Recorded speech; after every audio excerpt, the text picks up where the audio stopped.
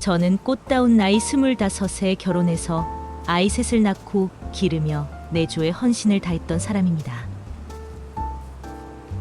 지금은 63. 세월이 언제 이렇게 흘렀는지 정말 눈 깜빡하니 60대더군요. 저는 우리 가족 정도면 아주 평범하게 잘 살고 있다고 생각했고 또 그렇게 믿었습니다. 자식들도 다 좋은 짝 찾아 결혼시켰고 이제 사랑까지는 아니어도 전우애가 깊은 남편이랑 여행도 하고 좋아하는 등산도 하며 황혼을 즐기며 살 거라 생각했습니다. 제 인생을 뒤흔드는 일이 일어나기 전까지는요. 제가 들려드릴 이야기는 결코 평범하지 않은 막장 인생 이야기, 제 인생 이야기입니다. 전 남편의 이름은 박현수이고 그의 직업은 건축사였습니다. 저보다 5살이나 많은 남편을 소개해 준 건 제 친언니였습니다.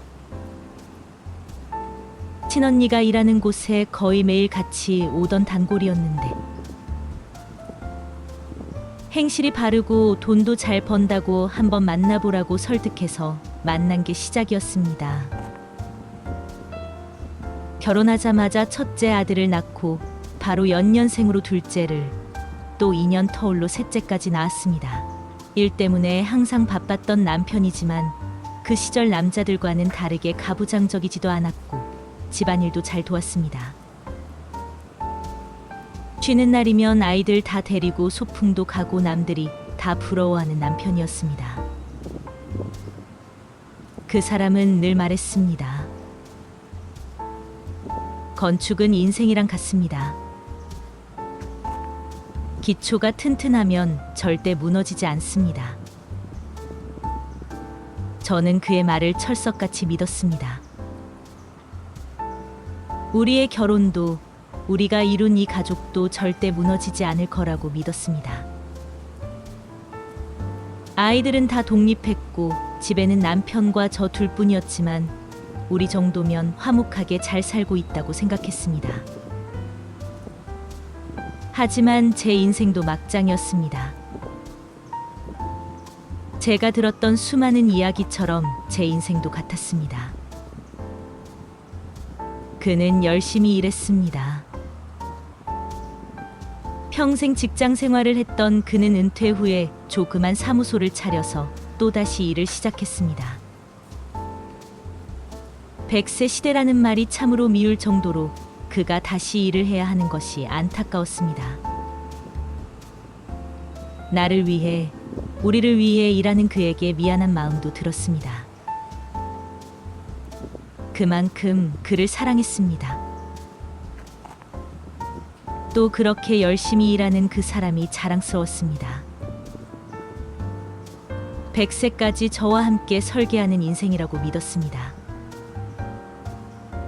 하지만 그 도면에는 이미 제 이름이 지워져 있었습니다. 점점 바쁘다, 바쁘다 이야기를 하더니 퇴근은 점차 늦어지고 하루에도 몇 번씩 하던 전화는 짧아지고 횟수도 줄었습니다. 회식이 많아지고 밖에서 밥을 먹고 늦게 들어오는 일이 많아졌습니다. 그리고 가장 중요한 건 휴대폰을 손에서 놓지 않더군요. 이때 알아차렸어야 했는데 전혀 의심을 안 했습니다. 너무 일이 많아서라는 말을 철석같이 믿었습니다. 하고 싶은 말이 있어. 요즘 많이 바쁘죠? 라고 운을 뗐습니다. 젊은 직원 하나가 도면을 너무 대충 그려서 내가 다시 다 수정해야 해. 이상하게 젊은 직원, 그 말이 자꾸 마음에 걸렸습니다. 자주 보지 못해서인지 가끔은 그가 낯선 남자처럼 느껴졌습니다. 하루는 쇼핑백을 여러 개 들고 들어왔더군요. 안 사던 옷을 갑자기 많이 사고 차지도 않던 시계까지 사와서는 잘 어울리냐고 물었습니다. 그렇게 가라고 가라고 해도 안 가던 미용실을 2주에 한 번씩 가기 시작했습니다. 새 셔츠, 새 구두, 비싼 시계, 달라진 헤어스타일. 겉은 반짝였지만 저와 눈이 마주치면 제 따뜻한 시선을 피했습니다. 분명 내가 알고 있는 내 남편이 아닌 다른 남자였습니다. 겉도 속도. 어느 일요일 오후였습니다. 웬일로 집에 있는 남편이 반가워 그날 저는 그가 좋아하는 미역국을 끓였습니다. 멸치 국물은 조금 더 오래 우려냈고 그가 원하는 대로 들기름은 마지막에 넣었습니다. 그가 좋아하는 잡채도 하고 불고기도 볶았습니다. 장을 차려주며 말했습니다. 이번 프로젝트 끝나면 같이 등산 가요. 그는 피식 웃었습니다. 좋지. 근데 이번 건이 좀 길어질지도 몰라. 그 말이 이상하게 거슬렸습니다. 그냥 좀 간다고 하면 안 되나. 꼭 부정적으로 말을 해야 하나 싶었습니다. 달라진 남편 때문에 내가 예민한 건가 싶기도 했습니다.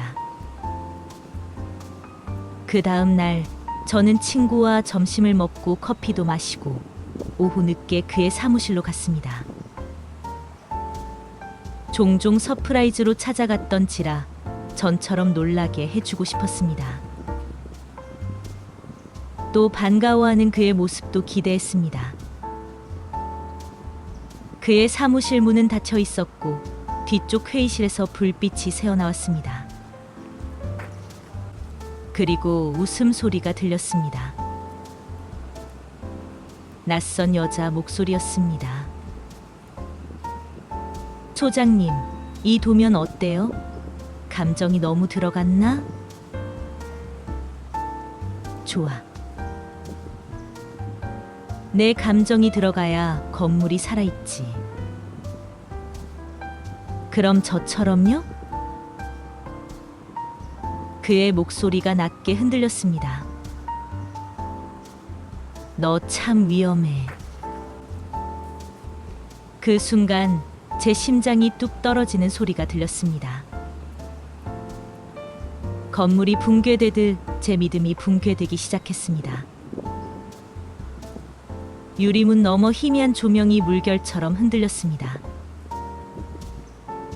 어지러웠습니다. 손이 너무나 떨려왔습니다. 숨도 잘 쉬어지지 않는 것 같아 큰 숨을 쉬면서 벽을 잡으려다 화분을 건드려 소리가 났지만 안에서 집중하고 있던 둘은 제 소리를 듣지 못했습니다. 그날부터 제 지옥은 시작되었습니다. 수만 가지 상상을 하기 시작했습니다. 그가 했던 말, 그의 행동 하나하나 다 머릿속에서 지워지지가 않았습니다. 오히려 모든 게 퍼즐 맞추듯 착착 맞춰졌습니다. 잠을 자려고 해도 잠이 오지 않았습니다. 그렇게 며칠이 흘렀습니다. 그가 샤워 중일 때 탁자 위에 두고 간 휴대폰이 울렸습니다. 불길처럼 번지는 직감이 스쳤습니다. 여자의 촉이라고들 하죠. 이수민이라고 적혀 있었습니다. 오늘 저녁엔 제 도면 말고 제 얼굴도 봐주세요. 소장님의 관심과 사랑이 절실히 필요해요. 너무 놀라 남편의 핸드폰을 떨어뜨렸습니다. 샤워를 다 끝내고 나온 그가 휴대폰을 주워 들더니 문자 내용을 보고는 갑자기 화를 내기 시작했습니다. 남의 휴대폰을 왜 보냐고 나한테 한 번도 보여주지 않은 얼굴로 소리를 지르고 있었습니다. 하지만 나는 들리지 않았습니다. 그냥 슬로 모션처럼 꼭 내가 드라마를 보는 것처럼 느껴졌습니다. 그녀의 문자 한 통에 결혼 생활 38년이 무너졌습니다. 절대 무너지지 않을 거라고 생각했던 단단했던 38년이 너무나 쉽게 무너졌습니다.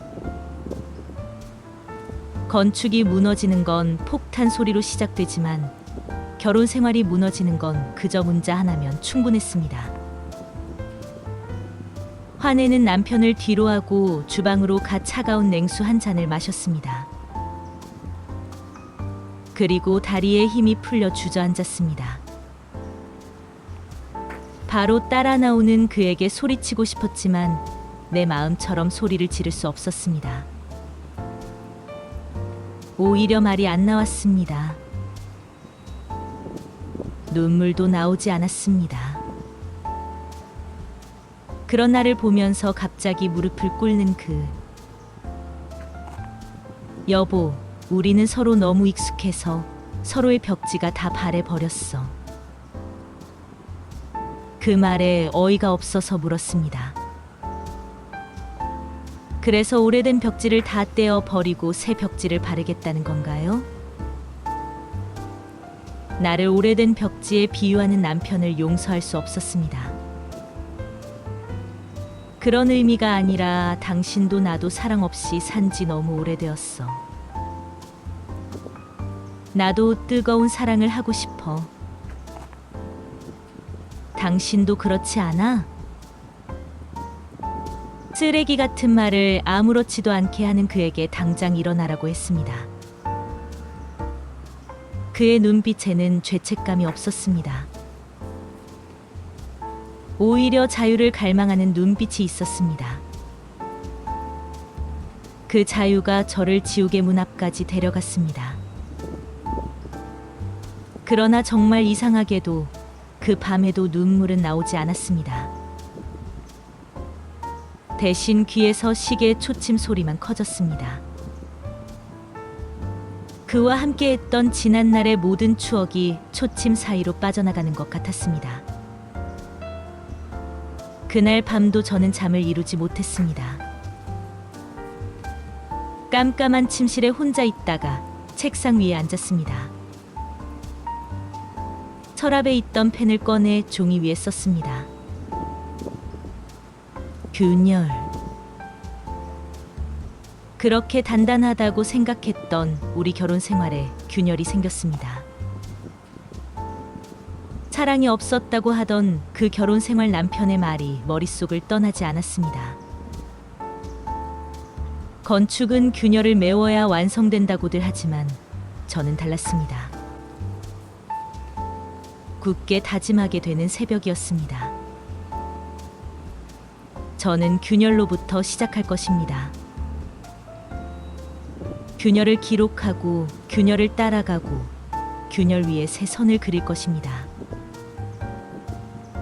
한 글자씩 또박또박 손이 멈출 때까지 적었습니다. 균열은 파괴가 아니라 새 도면의 처선이었습니다. 그날 이후 우리 집은 침묵의 현장이 되었습니다. 나는 38년간 하루도 빼놓지 않고 준비했던 저녁을 더 이상 차리지 않았고, 벽시계는 서로의 시간대를 잃은 듯 다른 박자로 움직였습니다. 그는 말이 줄었고 저는 말라갔습니다. 대화 대신 한숨이 오갔고 눈빛 대신 벽이 세워졌습니다. 서로를 향하던 통로는 보이지 않는 큰 벽이 가로막았습니다. 기초가 튼튼하면 무너지지 않는다. 그의 말이 떠올랐습니다. 우리는 그 균열을 마주보지 않기 위해 더 오래 침묵했습니다. 속으로는 그 이수민이라는 여자를 찾아갈까? 드라마에서 본 것처럼 머리채라도 잡으면 내 속이 좀 나아질까? 그 여자랑 도대체 어디까지 간 걸까? 별의별 생각을 다 했지만 저는 아무것도 할 수가 없었습니다. 어느 날 그는 조용히 말했습니다. 우리 잠깐만 떨어져 있자. 우리 둘 다 숨 좀 돌리자. 당신은 지금 숨을 쉬고 싶어서 이 집에서 나가겠다는 거야? 자기 살궁리만 하는 그가 꼴도 보기 싫어졌습니다. 내가 아무 말도 하지 않자 그는 고개를 숙였습니다. 그냥 잠깐이야. 저는 아무 말 없이 짐을 싸서 현관문을 열어주었습니다. 그리고 문이 닫히는 소리가 하나의 붕괴음처럼 들렸습니다. 낮고 묵직하게 첫 기둥이 금 가는 소리였습니다. 바람핀 남편한테 죽어도 이혼은 못 해준다. 누구 좋으라고 이혼을 하냐라고? 말하던 사람들의 심정도 100번, 1000번 이해는 하지만 저는 그러고 싶지 않았습니다. 그날 이후 집은 이상하리만큼 조용했습니다. 시리게 초침 소리조차 마치 먼 과거의 메트로놈 같았습니다. 저는 일부러 라디오를 틀었다가도 금세 끄곤 했습니다. 소음이 싫어서가 아니라 진실이 더 크게 들렸기 때문입니다. 며칠 뒤 아버지와 연락이 안 된다며 찾아온 큰아들이 물었습니다. 엄마, 아버지랑 싸우셨어요? 저는 허공을 한참 바라보다 웃으며 말했습니다. 아니야.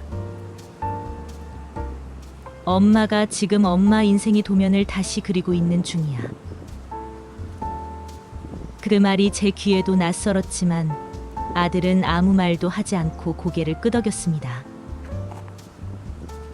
그 순간부터 저는 매일 오전 흰 종이를 펼쳤습니다. 아침 햇살이 종이 위로 흘러내리면 그 위로 얇은 선을 하나 그었습니다. 이름 없는 선. 그러나 분명한 시작이었습니다. 내가 남편을 내보낸 그 시점부터 그는 내연녀 이수민과 함께 살고 있었습니다.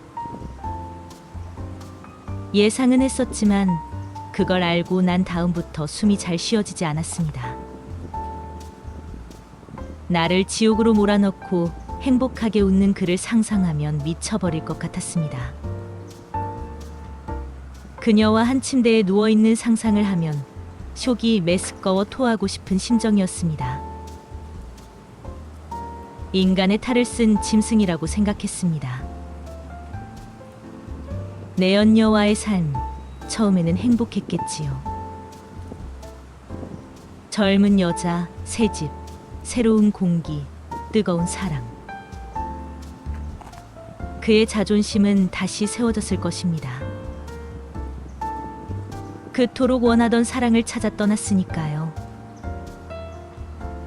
그녀의 말투 하나, 손짓, 웃음 하나가 그의 오래된 욕망에 불을 붙였을 것입니다. 하지만 그 집은 기초부터 부실했습니다. 제대로 된 시작이 아니었으니까요. 손자도 있는 양반이 젊은 여자랑 바람이라니. 이건 내 인생에서 전혀 예상 못한 이야기였습니다. 아이들에게는 창피해서 말도 못하고 혼자만 끙끙 앓고 있었습니다. 몇 달 뒤 초인종 소리에 나가보니 절대 잊을 수 없는 얼굴이 보였습니다. 긴 머리, 초췌한 얼굴. 눈가가 붓고 손에는 서류 봉투가 들려 있었습니다. 사모님, 저예요. 이수민입니다. 압니다. 그 사람 저한테 거짓말했어요. 결혼한 거 알았어요. 근데 이혼했다고 했어요. 그녀는 신발 끝을 내려다보다가 마치 고백하듯 말했습니다. 처음엔 설레었어요. 제가 특별한 사람이 된 줄 알았거든요. 제 또래 남자들과는 너무 달랐어요. 나를 이해해주는 너그러운 마음, 안정적인 경제력. 그런 것 때문에 시작된 것 같아요. 저는 진짜 사랑이라 믿었어요. 나이는 숫자에 불과하잖아요. 그런데 어느 순간부터 저는 그냥 도면 한 장이었어요. 버리면 되는 그런 종이 한 장이요.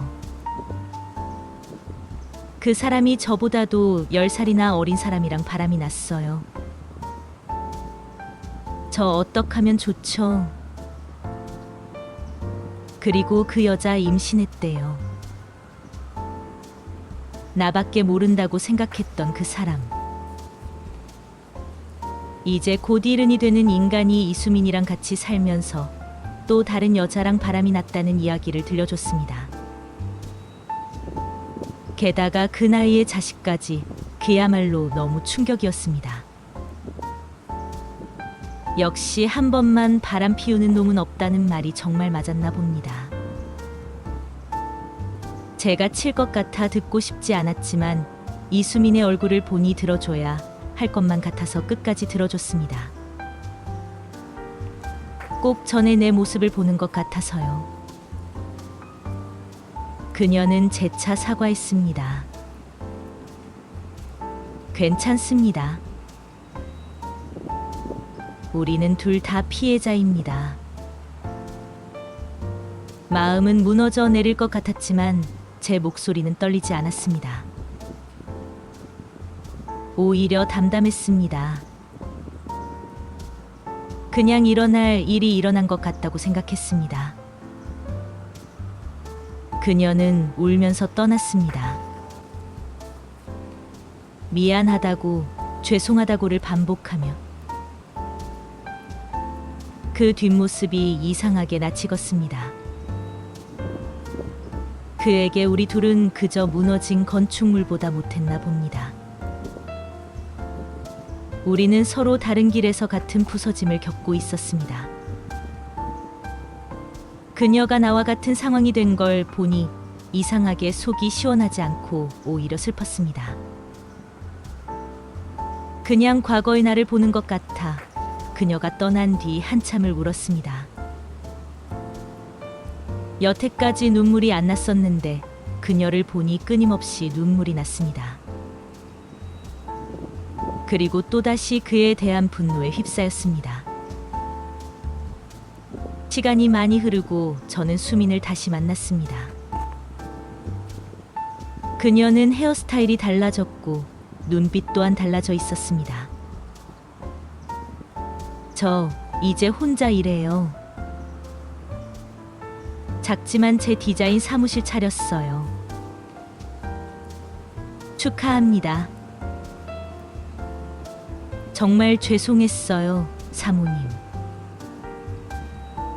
우리 둘 다 각자 자신에게 사과하면 됩니다. 이제 자신을 사랑하며 잘 지내요. 우리는 서로를 보며 미소를 지었습니다. 그녀는 젊음으로, 저는 세월로 복원되었습니다. 나이를 나란히 놓고 비교했을 땐 몰랐던 것들이 서로의 고개 끄덕임 속에서 정리되었습니다. 우리는 각자 다른 방식으로 우리의 과거로부터 출구를 만들어 나갔습니다. 그 순간 저는 알았습니다. 복수는 파괴가 아니라 복원이라는 것을. 그 사람은 나보다 더 젊은 여자를, 또 그 여자보다 더 젊은 여자를 선택했지만 저는 저 자신을 선택했습니다. 그게 진짜 내 인생의 리모델링이었습니다. 그리고 지금 저는 저를 다시 설계하고 있습니다. 저는 그 말을 제 일기장 첫 페이지에 다시 썼습니다. 잊지 않기 위해 흔들릴 때마다 다시 읽기 위해서였습니다. 시간이 흘렀습니다. 그가 떠난 지도 어느덧 1년이 지났습니다. 이제 집안 어디에도 그의 흔적은 없습니다. 냉장고에는 그가 좋아하던 김치도 없고 식탁 맞은편 의자는 언제나 비어 있습니다. 그런데 이상합니다. 그 빈자리가 이제는 낯설지 않습니다. 오히려 숨이 트입니다. 빈 공간은 오로지 저를 위한 공간이 되었습니다. 저는 매일 아침 커튼을 치고 창문을 엽니다. 햇살이 들어오고 커튼이 바람에 살랑살랑 흔들립니다. 그때마다 제 안의 어두운 그림자들이 하나씩 사라지는 느낌입니다. 커피콩을 직접 볶아 내린 커피 향이 창틀에 머물다 거실로 번지면 저는 그 향을 따라 하루의 선을 그었습니다. 얇고 단단하게 아이들에게도 다 말했습니다. 엄마와 아빠는 이제 서로 다른 길을 가기로 했다고. 너희가 이해해줬으면 우리를 이해해줬으면 한다고.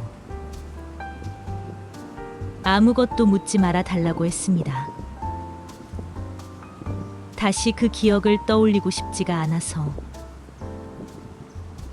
어느 날 현관문을 두드리는 소리가 났습니다. 낯선 듯 너무 익숙한 리듬이었습니다. 문을 열자 그가 서 있었습니다. 나야 여보. 그의 어깨는 내려앉아 있었고 눈 밑에는 그림자가 깊게 패여 있었습니다. 왜 찾아온 거예요? 할 말 있으면 빨리 하고 가세요. 들어오려는 그를 막으며 제가 말했습니다. 수민이도 내 잘못 때문에 떠났고 사업도 망했어. 남은 건 당신뿐이야. 아니, 더 젊은 여자랑 바람 피우고 자식까지 생겼다면서. 이제 와서 한다는 말이 남은 건 나뿐이라고요? 제 정신이에요? 나는 지금 당신 인생에서 벗어나서 너무 행복한데 나한테 왜 이러는 거죠? 나 다시 돌아오면 안 될까? 한참을 신세한탄을 하던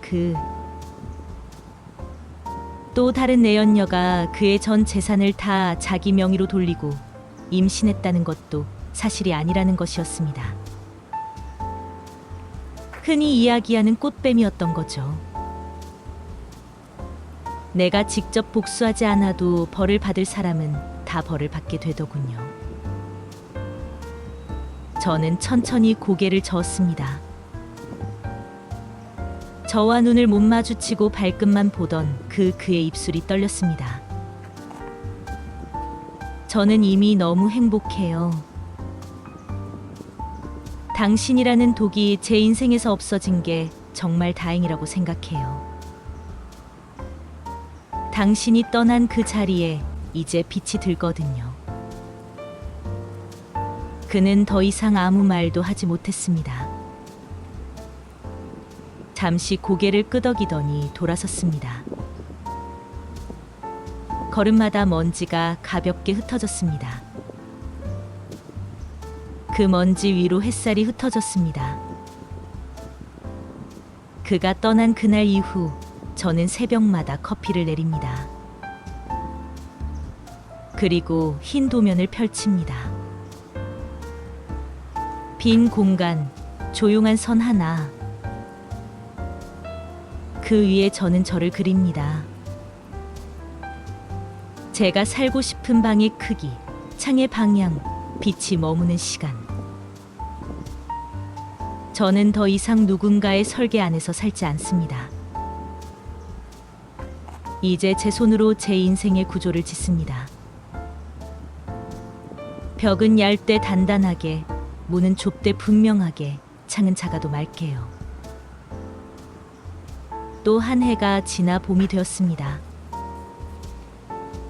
저는 1년 넘게 하루도 빠짐없이 그렸던 제 그림들을 모아 전시회를 열었습니다.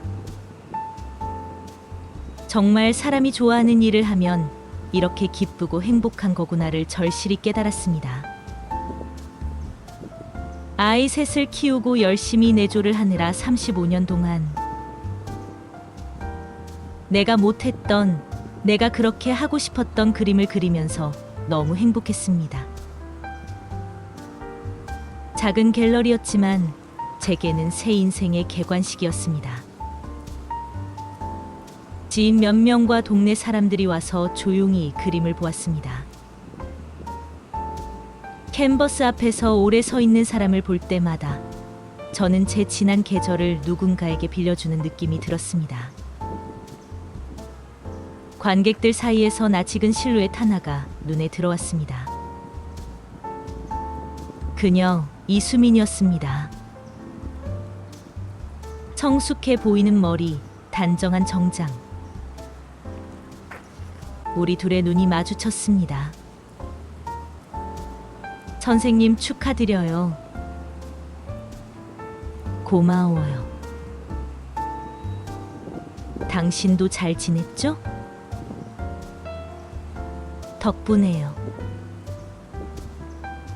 저는 미소 지었습니다. 그녀의 눈빛에는 후회가 아니라 자기 삶의 선이 그어져 있었습니다. 우리는 오래 말하지 않았지만 충분히 이해했습니다. 그녀는 고개 숙여 인사하고 조용히 전시장을 나섰습니다. 그 뒤를 따라 봄바람이 들어왔습니다. 전시가 끝난 뒤 저는 오래된 집으로 돌아왔습니다. 창문을 활짝 여니 햇살이 쏟아졌습니다. 이제 저는 압니다. 빛은 균열을 감추지 않습니다. 그 위에 새로운 선을 그리게 할 뿐입니다. 저는 커튼을 천천히 묶어 고정하고 창틀에 앉아 남은 커피를 마셨습니다. 어디선가 종소리가 들리는 듯했습니다.